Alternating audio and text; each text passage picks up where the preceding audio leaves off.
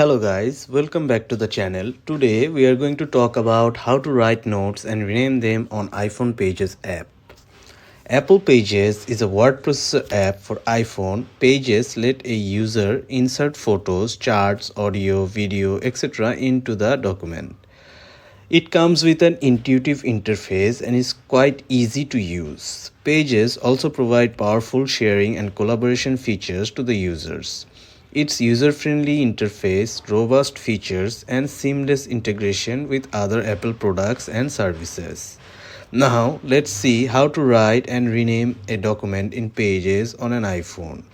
At first, open the Pages app as you can see in the screen. Then create a note. Start writing by,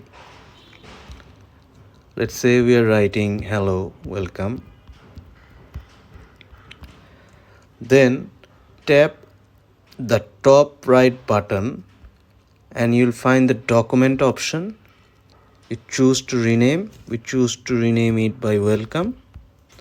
Then tap done and your document is renamed.